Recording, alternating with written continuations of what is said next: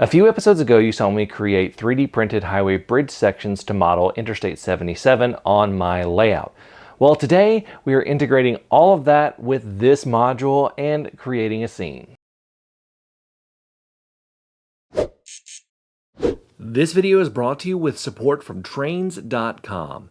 Trains.com is a fantastic source for new and used model trains and accessories. As a special offer to my subscribers, you can use the promo code JimmyDIY to get $10 off your order of $50 or more. You can check them out at the link in the description. We're going to be using a mix of products from Woodland Scenics and JTT Scenery. One of the products you've never seen me use before is Woodland Scenics Fine Leaf Foliage, and this is actually a pretty cool product, and I'll show you why in a bit. But first, we need to paint the base of the module.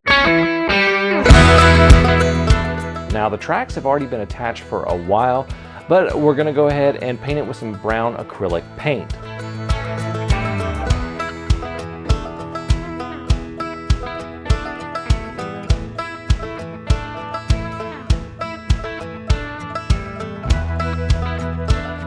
Next, we need to do the ballasting of the Kato unitrack. Now, we do this using Woodland Scenics Fine Gray Ballast in the medium gray color. We start by putting a line of white glue on each side of the track, and this is just to hold the base of the ballast in place. Next, we sprinkle the ballast. I like to put the ballast in a cap of a shaker, but you can use a spoon or whatever you like.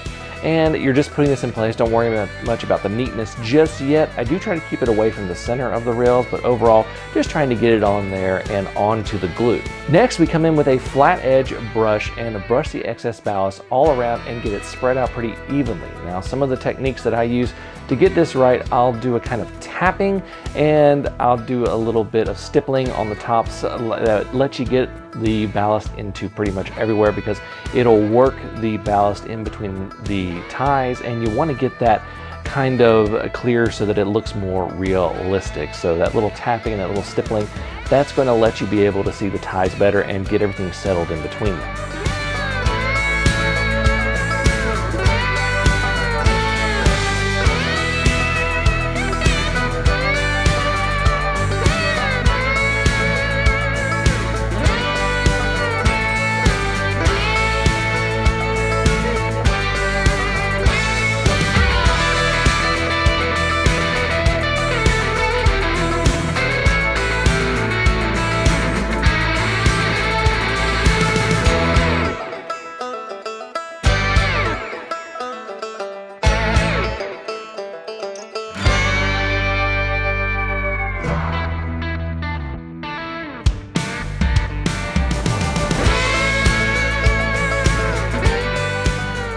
Now, once this is done, I can spray the entire thing with 90% isopropyl alcohol and then soak it with my white glue water mixture.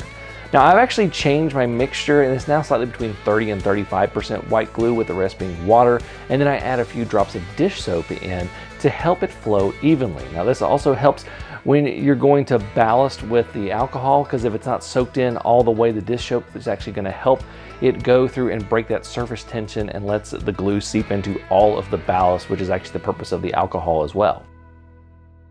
Once I get to a certain point of dryness, I can start working on the scenery. Now, this is a T-junction module, so it really has three distinct sections. And the one section that's all the way on the right is the one that's going to have the Interstate bridge. So we're going to do that one last.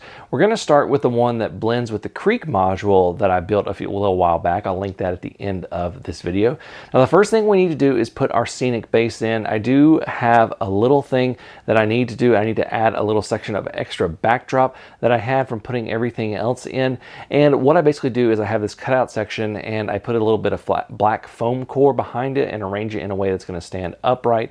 And the first thing I do is I just set it in place, and then I score a mark with a utility knife to exactly where I'm going to need it. And then I'm going to put my glue in place and do all of my scenic material around that, making sure that I avoid that area.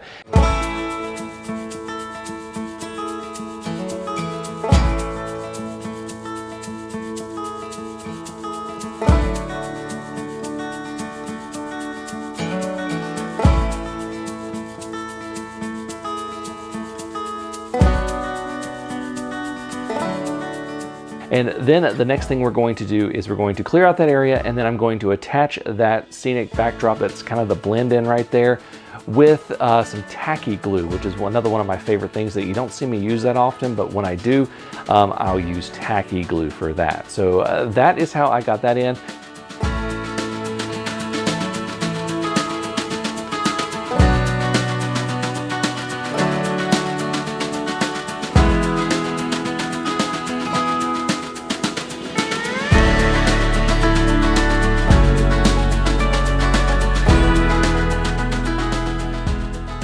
And then the next thing I'm going to do is I'm going to come in with some coarse turf, and I'm going to sprinkle that on there as well. And then I also have some underbrush from JTT Scenery.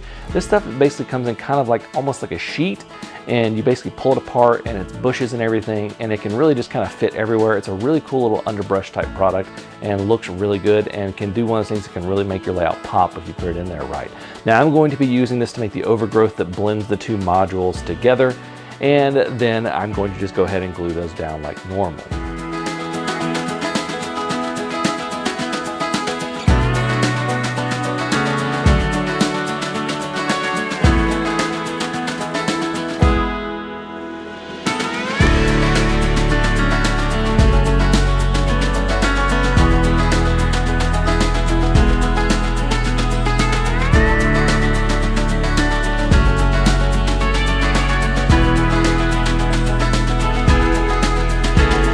Now after that, we're going to break out the Woodland Scenics Fine Leaf Foliage, and you can see now what I'm going to be talking about. This is basically very similar to Super Trees, but it's pre-made. Now, it's not the cheapest stuff in the world, but if you're looking to have pre-made Super Trees or things like that, it's pretty much the go-to product, especially in N-scale. It's going to work really well. In HO scale, it's going to work for smaller trees.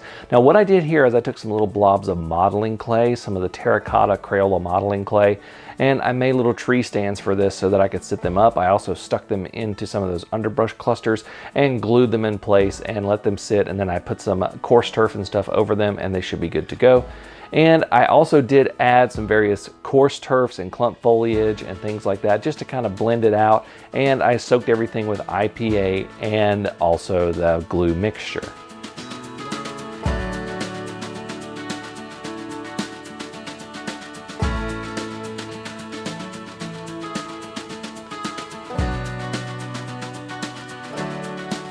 Next, we can start on the middle of the T-junction module, and that's actually, we're gonna make a little lump hill out of some modeling clay.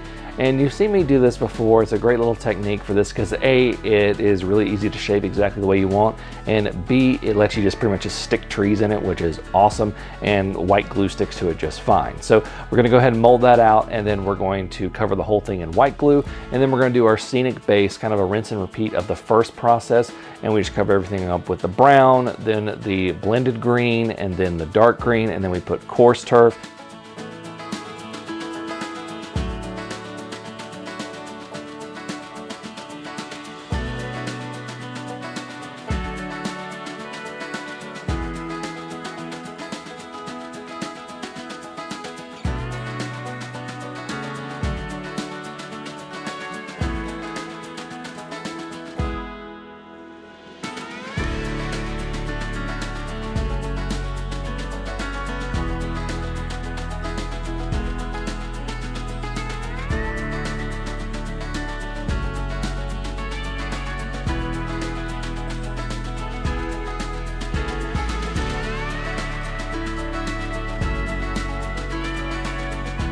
Now for the trees, we're gonna do something a little different. Now you've seen me do this plenty of times before, but I'm gonna be using Woodland Scenics Forest Canopy, and I'm gonna be using the medium green. And this basically uses sedum stems and coarse turf with some scenic cement. And you put the scenic cement into a bowl, and then you take the tops of the sedum stems and you dip it in there and get some glue in there. And then you can put it in the coarse turf and it's gonna stick, and then voila, you've got a really good looking treetop. These don't work well as hero trees, but they do work great when they put together to make a canopy or a wooded section. They look pretty good. You may have to trim off some of the bottoms there, but overall they look good.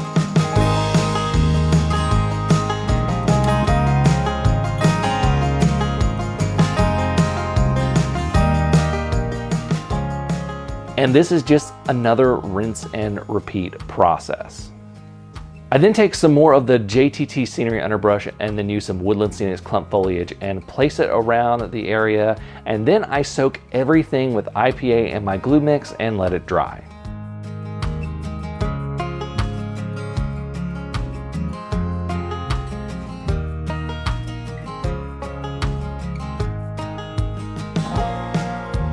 Now for the section with the interstate bridges. Now I 3D printed these actually a little bit different, and I modified them using my 3D printer to add basically a lane line in them. Now my 3D printer is a Bamboo Lab X1 Carbon. A lot of printers have multi-material units where you can have multiple filaments in them.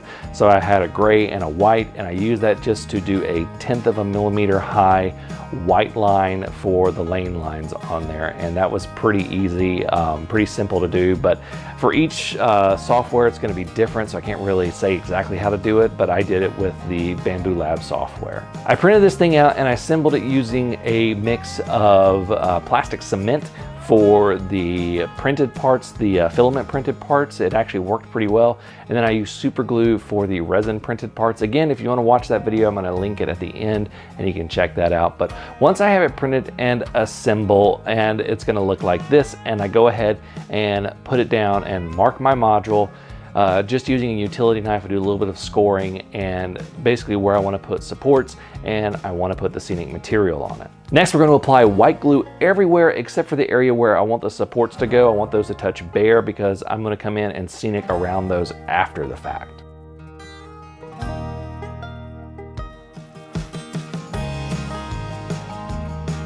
Now that I have this done and we can clearly see where the supports are going to go, I can go ahead and scenic this area and just leave those areas blank. And I want this to look very overgrown because in the real world, I do have a reference for this. It's very overgrown because it's heading down to a slow flowing river bank. So it's very, very lush. It's got lots of vegetation. So we're basically just throw a mix of everything we've used before, and then we're going to do that. So there's going to be some fine leaf foliage. There's going to be, of course, all my scenic base material. There's going to be clump foliage. There's going to be coarse turf. Everything is in there. I mean, literally everything is in there. And basically, I'm just kind of feeling out the way that it's going to be. My basic way of doing this is basically I kind of like made stuff taller as it went away from the middle of the bridge because it's going to be getting hit by a little bit more sunlight. So it's going to be a little bit shorter and heading towards the ground in kind of like an angle or kind of a bowl shape. Just my way of doing it. You can't actually see a bowl, but that's kind of how I did it, to where like the shorter stuff that's going to be growing along the ground, that's going to be able to pull sun and stuff from other places. That's what I basically did there, and put that in the middle, and then more of the taller stuff was off to the sides. Next, we're going to glue our bridges in place. So I bring them in and I make sure that everything fits right, and then I use tacky glue, which is really good. I want these things to really be able to hold, but I also want the potential of removing them later, so I'm not going to use anything like super glue.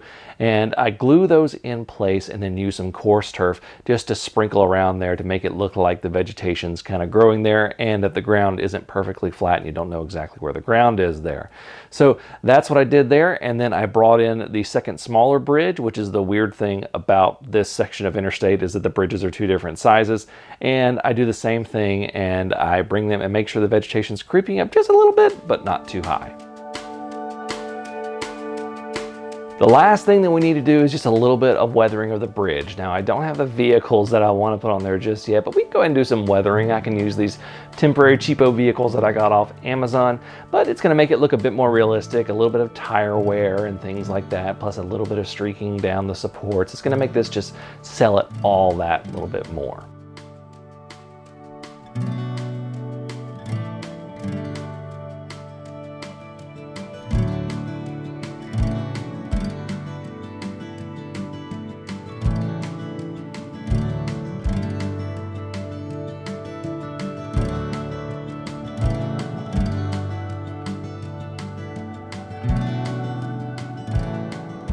And here is the final scene.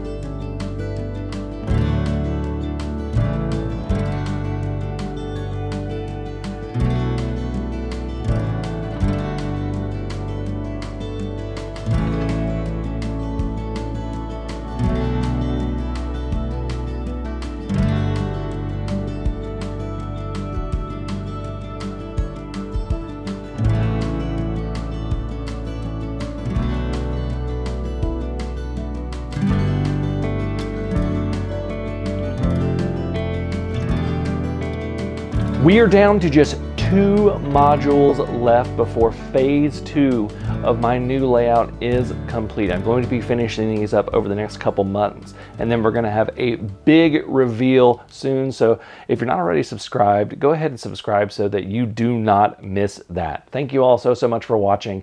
Until next time, I'm Jimmy from the DIY and Digital. Stay safe, be kind, and happy railroading.